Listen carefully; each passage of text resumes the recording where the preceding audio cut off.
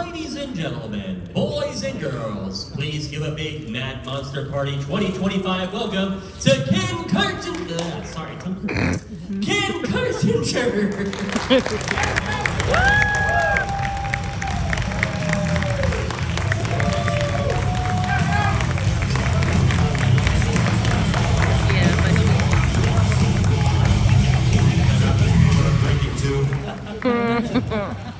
Sorry about that, Ken. It's the first time I've ever gotten your name. That's not easy. Yeah. Well, thank you very much for joining us again here this weekend and for taking part in this Q&A. Nice to see you all here. Really didn't expect a lot of people to be sticking around this late. Nice. Yes, sir. We'll go ahead and we'll do a little Q&A between us, and we'll open up to the audience here. So if you have any questions, in a few minutes, just have your hand raised up nice and high. We'll go ahead and get as many of you as possible. So for those who might not be familiar, can you talk a little bit about how you first got into doing stunts and also as an actor, and what kind of first inspired you to want to work in the entertainment industry? It's funny, but my story is actually common to a lot of stunt people, but I read an article about stuntmen when I was like 12 years old. Up to that point, I wanted to be Jacques Cousteau.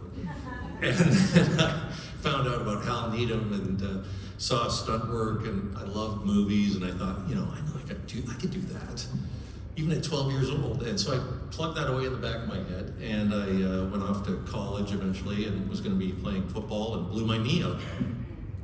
So things just fell together like you wouldn't believe. I needed a plane ticket to get down to LA to look into becoming a stuntman. Didn't have the money, but my tax return was $365, almost exactly the amount of the plane ticket.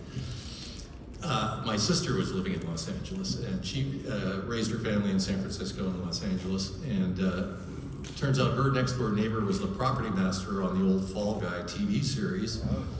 He gave me the phone number of a stunt guy on the show. I spoke to him. He gave me the number of a stunt guy in Vancouver who they were just getting started and had a half a dozen credits or whatever. And so I got back and I called them and they're like, yeah, let's get together. And so I started training with them.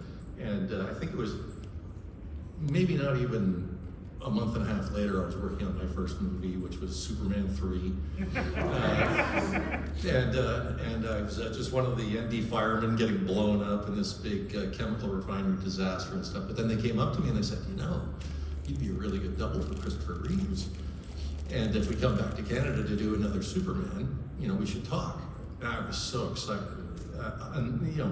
Could you imagine putting on the Superman outfit? So anyway, they didn't come back. They ended up shooting it in London and parts of the States. But I got my foot in the door there, and I never looked back. Stephen Cannell moved up to Vancouver, which is where I'm from, to shoot Wise Guy and Jump Street and all those series, and those are the ones that I started on, and it was no looking back after that. Of course, nowadays, the stunts have come a long way in terms of recognition. Still not quite to where they should be in recognition-wise, but it's come a bit of ways. What do you think it is? Why do you have any thoughts as to why there, like in terms of like awards consideration stuff, why that's not being acknowledged yet? So, as many of you probably already know, they don't have an Academy Award for stuntmen, and there was a lot of going back and forth on it and stuff. And I think one of the things they settled on one of the main reasons was that they would be afraid that people would design stunts more and more dangerous to try and win the Academy Award, and they were afraid it could lead to deaths and stuff. And I just think, you got Tom Cruise. I mean, he strapped himself to the other side of a plane. That's great. Yeah. Let the stunt guys do it. But it's too bad. I think that it's certainly deserving of an award. Yeah, because some of the stunts that you see out there, and some of the stuff that you've done, like in Freddy vs. Jason, there is it's a lot of the just design and work that goes into it, and the choreography that goes into it pulling it off on screen as well too is just it's deserving of getting recognition. Yeah, sure. I mean, an action movie revolves around the action, so yeah, it'd be nice to see it get an award. I think everybody would appreciate it. I don't know why, but yeah.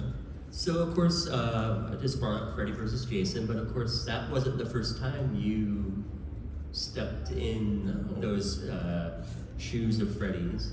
I'm sorry, not Freddy's, of Jason. Can you talk a little bit about getting the chance to play Jason the first time, and then getting that call to come back for Freddy versus Jason? So the first phone call I got for Jason Takes Manhattan was from Randy Shelldave, who was the production manager on the show. And the message on my machine was, "Hey Ken, I've got another Friday the 13th is going to be shooting up here. Do you want to be the stunt coordinator and play Jason?"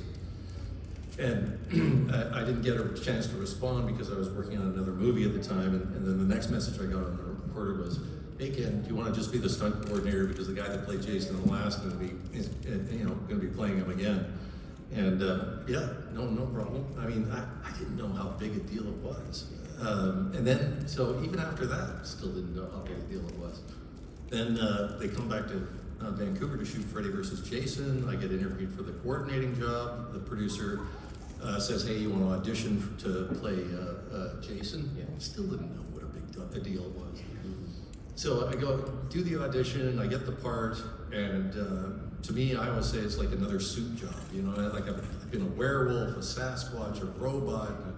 Now I'm Jason, so I just thought it was another suit job. And then my family started calling me up, and they started going, "Ken, do you know what a big deal this is? I mean, it's all over the internet," and I still didn't really grasp it. And then Robert and I went to San Diego, and we were at a radio station and did an interview. And we came out, and there was like 20 people outside the chain link fence just screaming about Freddy versus Jason.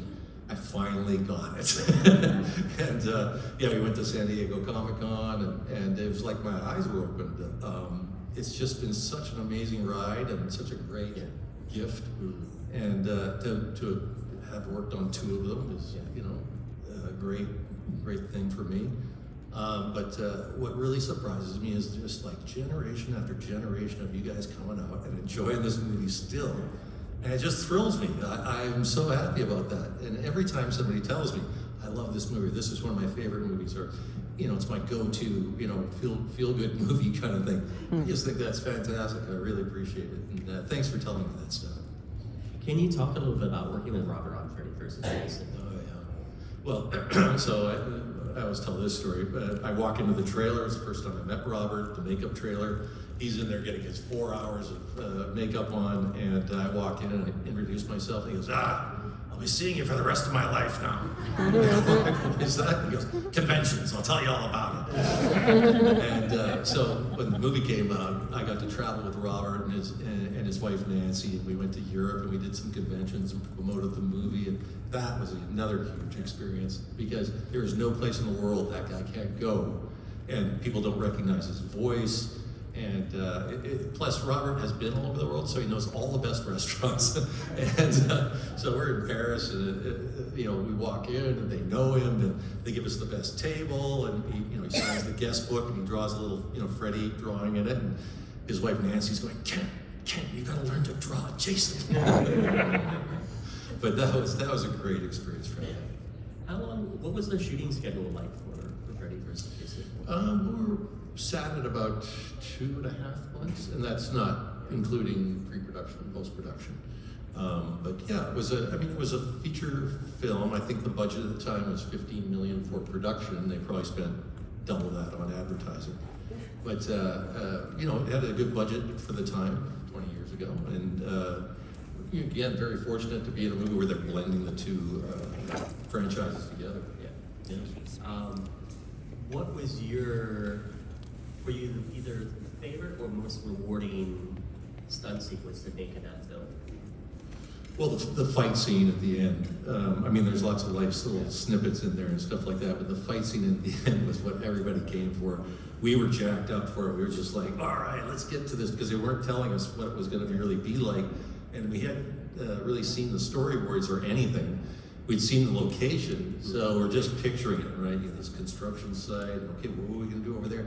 And then the stunt coordinator and the fight choreographer came over and just sort of started walking through it, and we were just drooling over it because it's a stuntman's dream, right?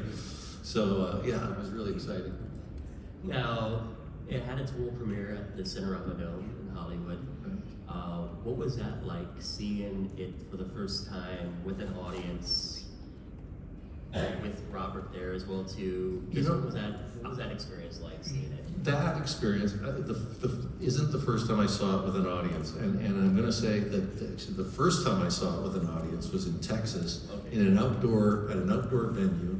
They had brought in a couple thousand fans, and they'd run this Camp Hack and Slash or something like that.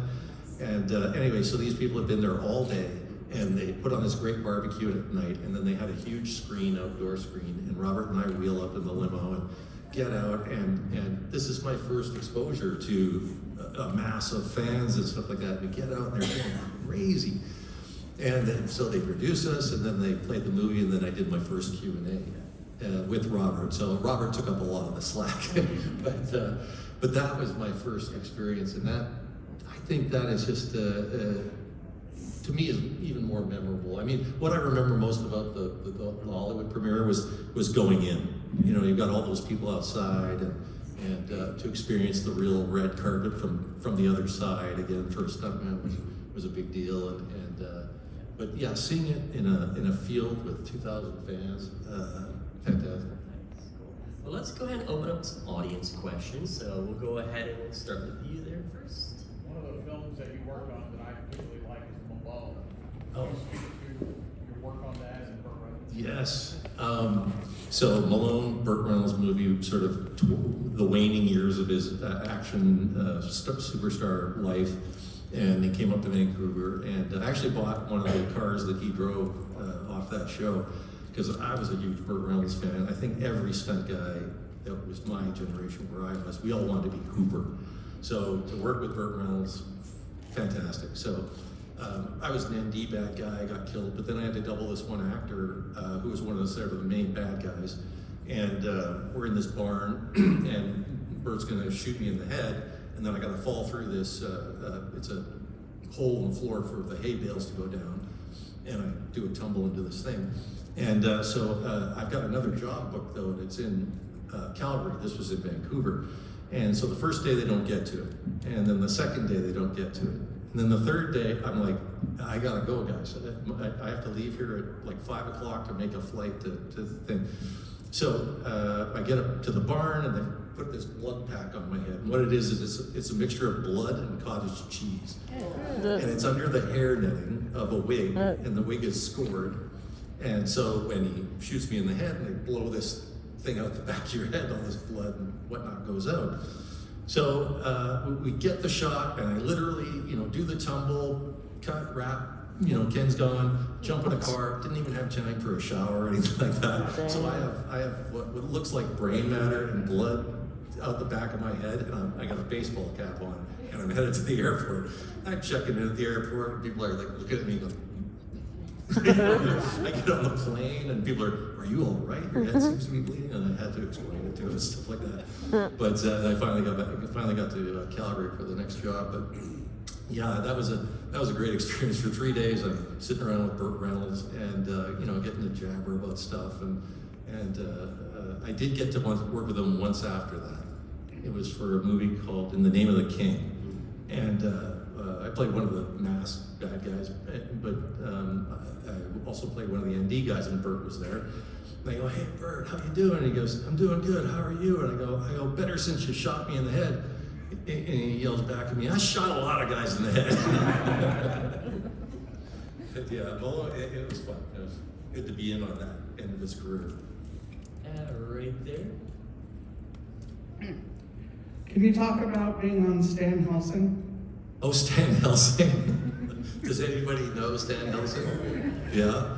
So I got a phone call from the director, and he goes, "You played Jason in Freddy versus Jason?" And he goes, "Yeah." Or I said, "Yeah." And he goes, "Well, we're doing a kind of a takeoff on it. Would you like to play Mason in our version?" And I didn't really think about it much, another job, okay, yeah, I'll take it. And so we get into it, I read the script, and there's a big dance scene in it. I don't know if you guys have ever seen it, but it's got all the bad guys doing this like burlesque dance and stuff. So that's what I remember most from Stan Helsing. Another question out there, just raise your hand up. Yes. I'm a big fan of, I'm a big fan of Hot Rod. Oh yeah. I'm just curious, you got a story about Danny McBride, how much it takes you had to do? He didn't tell me, exactly what he was going to do. I knew I was going to get kicked in the nuts, and that was about it, kind of thing.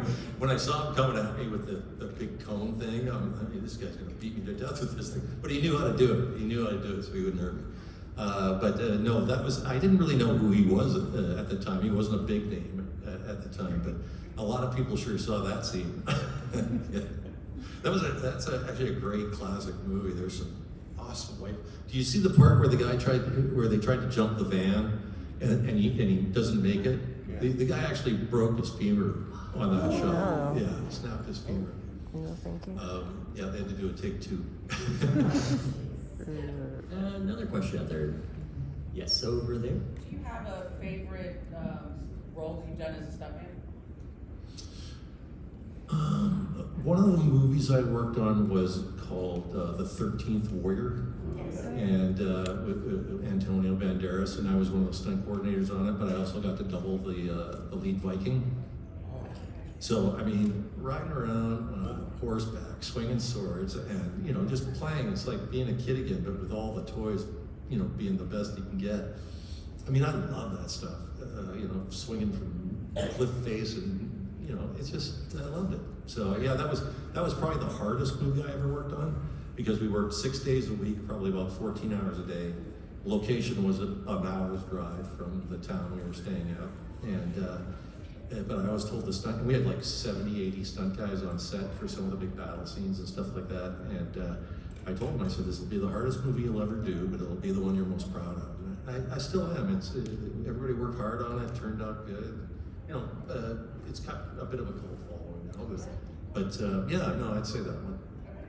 Can you talk a little bit for the audience what goes into actually being a stunt coordinator and what that process involves and preparing the team and getting in? Yeah, so stunt coordinator, you're handed a script, and they say, break this down. So you go through the script, you pick out everything that you think is a stunt. You usually fold over the corner of the page because you're going to read it over a couple of times, and you're going to make notes and stuff like that. And then you get an interview with the producer director, and they sit down, they discuss the stunts with you, and if they like what you have to say and you get along, then you get the job, the stunt coordinating job, which means that you're responsible for all the safety of the not only the actors but the crew during the performance of stunts.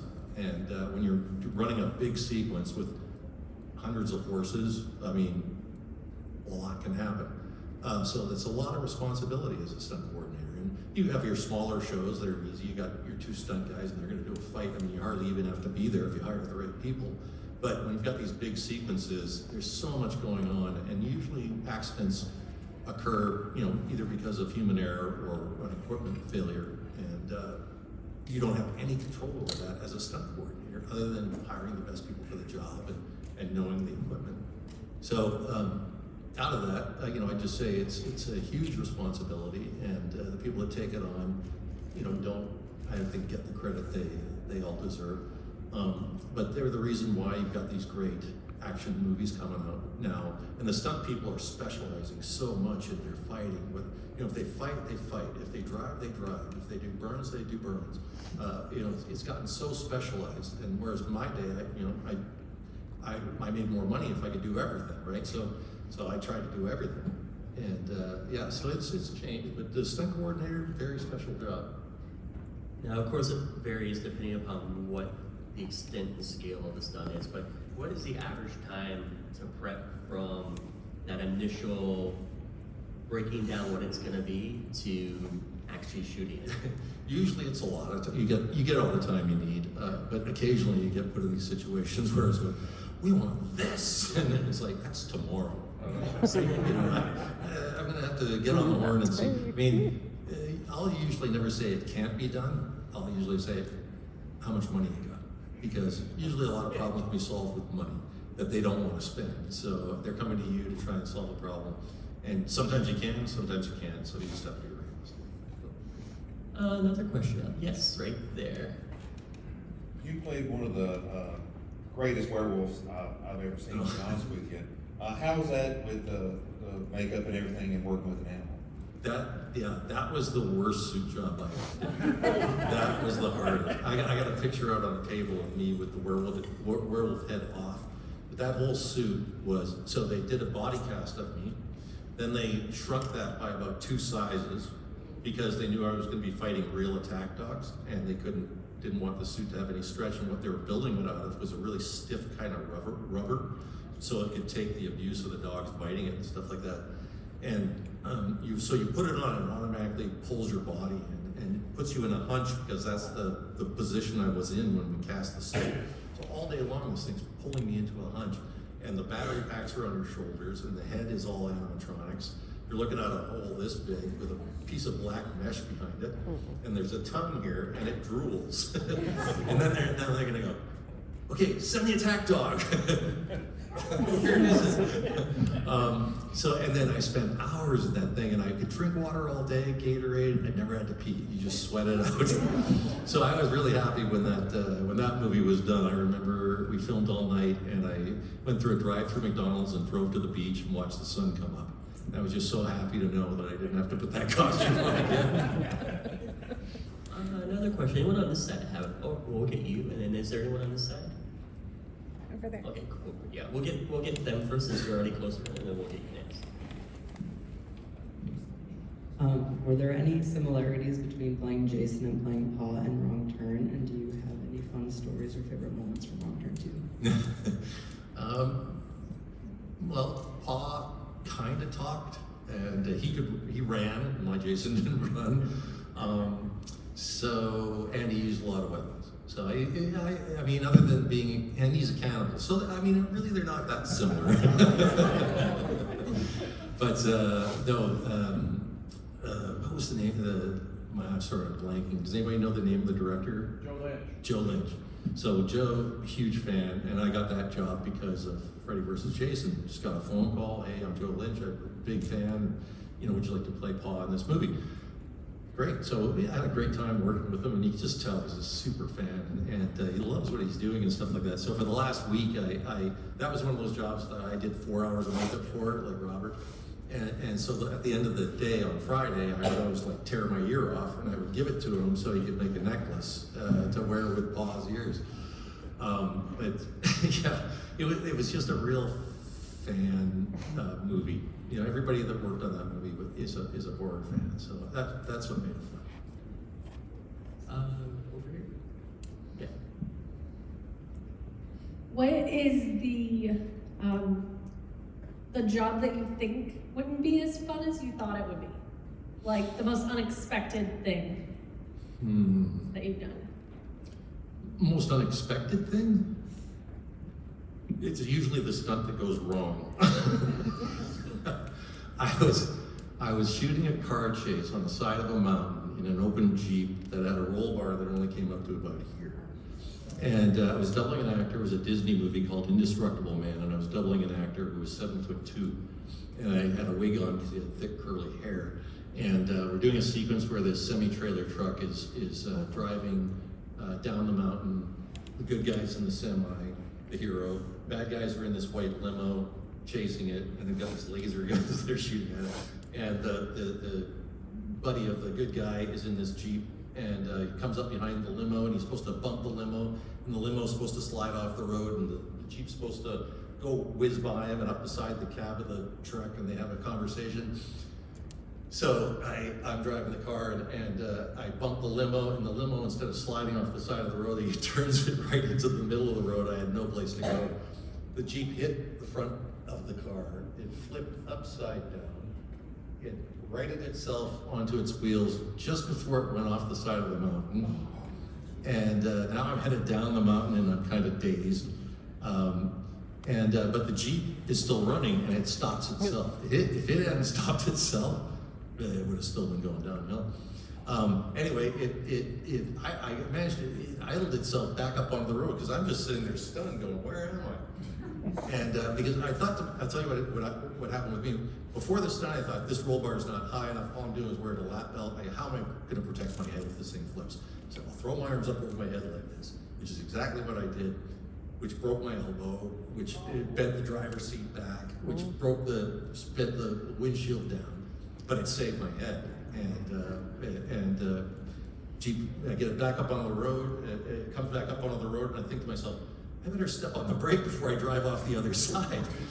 So I lift my foot way in the air, I don't know, like I had to take good aim at it, and I stomp on the brake, and I go, oh, okay. And I look up the road, women are screaming, and the crew's running towards me, and the women thought I had torn the top of my head off because the wig was flapping. They thought I had torn my hair off. And the guy who was driving the limo was actually in the helicopter that crashed on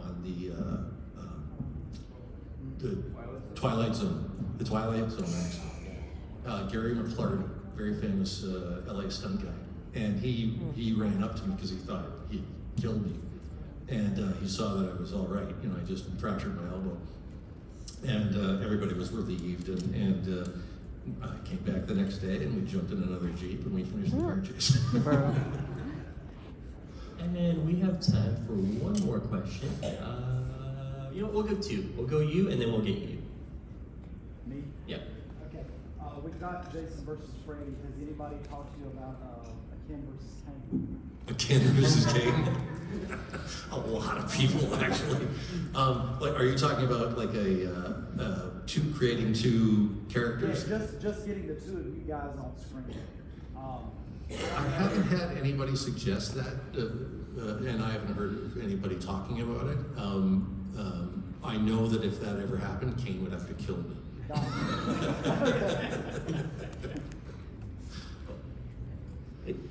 Thank you for being here. I want to take a Joyride question, and for me, it's one of the more underrated movies and concepts. I was curious, having played Jason Voorhees and Rusty Nail, they're both kind of forces of nature, but one is supernatural, one's human. Did you find yourself with Joyride coming second, ever being like, that was a little bit too inhumane, I mean? And conversely, do you think it helped you at all to keep that like sadistic demeanor? I think the whole killer thing translates well, right? Because there are characteristics in Rusty Nail, the strength, the presence and stuff like that. I think with Joyride 3, I actually worked on Joyride 2 as well as the stunt double for Rusty Nail. And then they found out that I played Jason, and when they came back to do the next one, they hired me to play him. But I think I could have had more fun with Rusty Nail. I kind of look at Rusty Nail like he could have been a good cross between a Freddy and a Jason. And I kind of wish I had done a little bit more of that with it. But it was still fun to do. Declan's kills were just brilliant, I thought. You know, he's like, he must have spent months thinking about how many different ways can you kill a person with a semi-trailer truck. And the opening sequence, if you guys haven't seen it, it's a great opening sequence. Yeah, so I enjoyed both characters. They had some similarities, sure. Well, Ken, thank you very much for joining us this weekend. I can do this all night. And, and it's always a pleasure